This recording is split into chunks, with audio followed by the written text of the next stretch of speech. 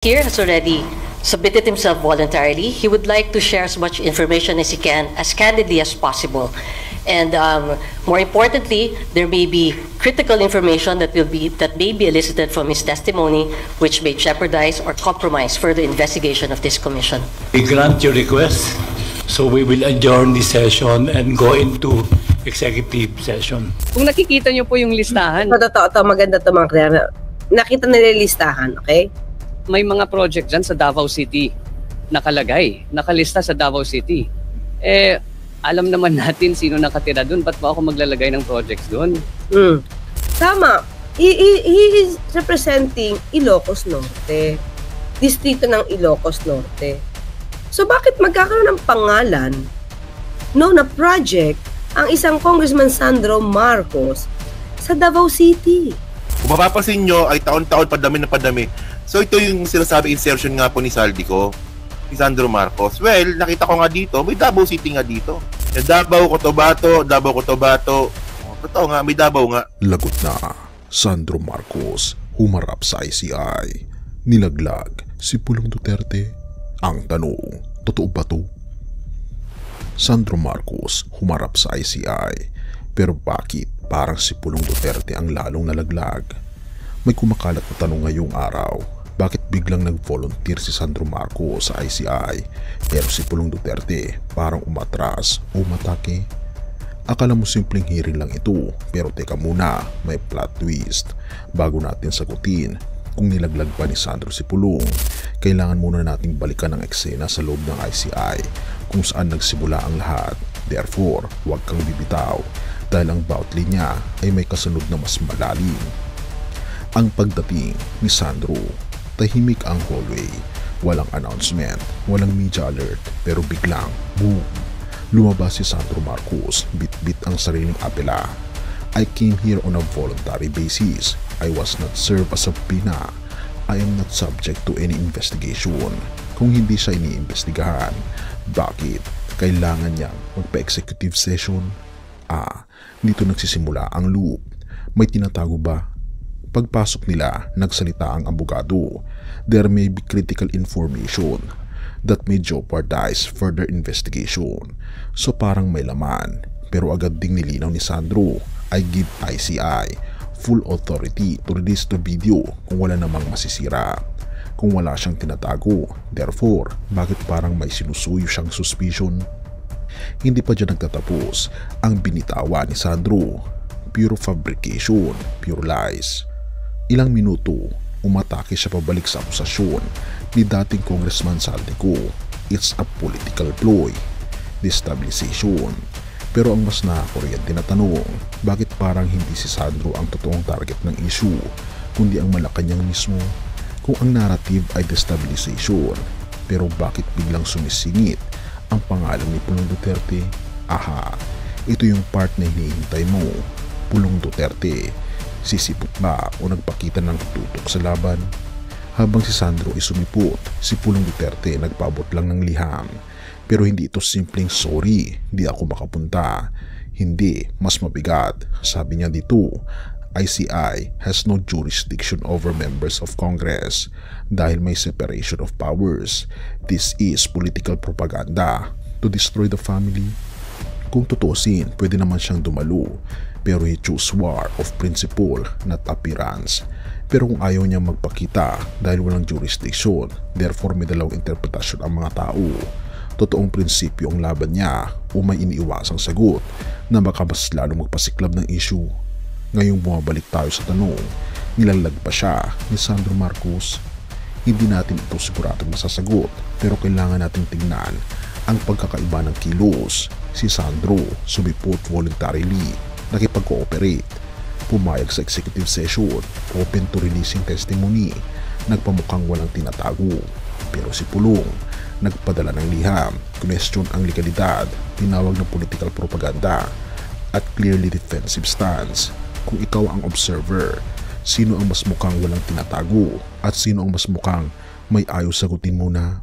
Hindi ito judgment, pero kahit hindi mo aminin, yung utak mo gumagawa ng mga koneksyon.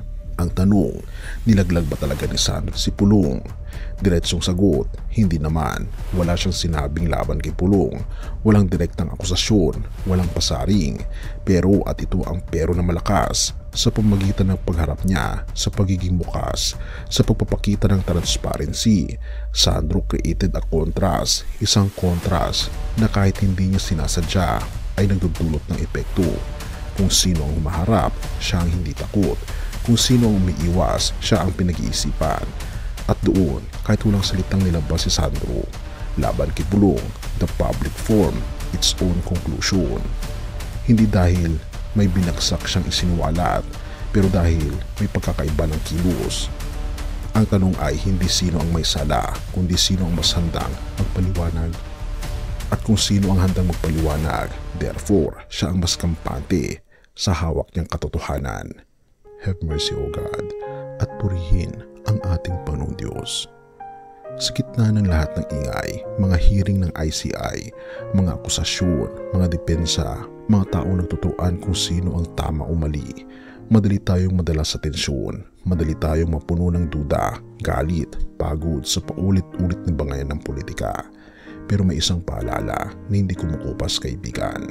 Hindi nagbabago ang pag-ibig, biyaya at hustisya ng ating Panginoon Jesus. At sa panahon na parang walang malinaw na katotohanan, therefore, kailangan nating bumalik sa salita ng ating Panginoon Diyos. Philippians 4 verse 7, and the peace of God, which surpasses all understanding, will guard your hearts and your minds in Christ Jesus. Sa mundo kung saan may politika, hearing, intriga at tensyon, may kapayapaan, kaibigan, sa pamagitan ng ating Panginoon Jesus na hindi kayang ibigay ng tao. Una ang pagmamahal, dahil kahit may gulo, mahal ka niya ng personal. Sa kanyang grasya, dahil kahit nagkakamali ang mga lider, tao, pati tayo, ay nagbibigay siya ng bagong simula. Mercy, dahil hindi niya tayo tinatrato ayon sa ating mga pagkukulang. Justice, dahil may hustisya siya na hindi nadadala sa propaganda, intriga o kapangyarihan. Kung sa hearing, may tanong na sino ang nagsasabi ng totoo, sa ating Panginoon Jesus walang duda, siya mismo ang katotohanan. Kung sa politika may umiiwas, may humarap, may nagdi-defend, sa ating Panginoon Jesus, lahat tayo inaanyayahan niyang lumapit. Kaya naman kaibigan, kapatid, kung napapagod ka na sa kaguluhan ng mundo, kung minsan parang nawawala ng tiwala sa tao, at kung minsan pakiramdam mo, hindi mo alam kung sino ang paniniwalaan, pero may isang siguradong sandigan, kaibigan, walang iba kundi ang ating Panginoon Jesus. Lumapit ka sa Kanya, isuko mo ang bigat, bitawan mo ang pag-aalala. Hayaan mong siya ang magbantay ng puso at isipan mo, kaibigan.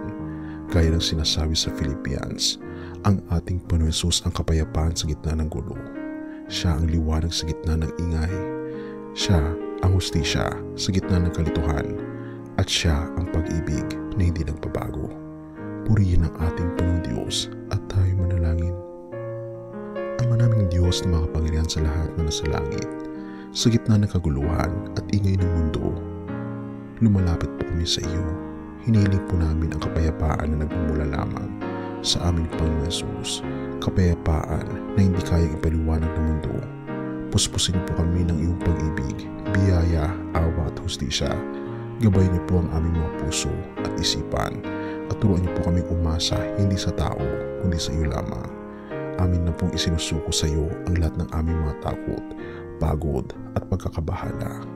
Pinupuri po namin kayo at pinapasalamatan, O aming Panginoon Diyos, sa inyo pong kabutihan sa amin, at patnubayan niyo po kami at gabayan at patawarin po kami sa lahat ng aming mga pagkukulang at pagkakasala. At salamat po sa pagdinig ng aming mga panalangin. At salamat po sa aming Panginoon Kristo na siyang nabayubay sa krus upang kami po ay may pagkakataon ng buhay na walang hanggan at pangalawang buhay sa piling ng aming Panginoon Jesus.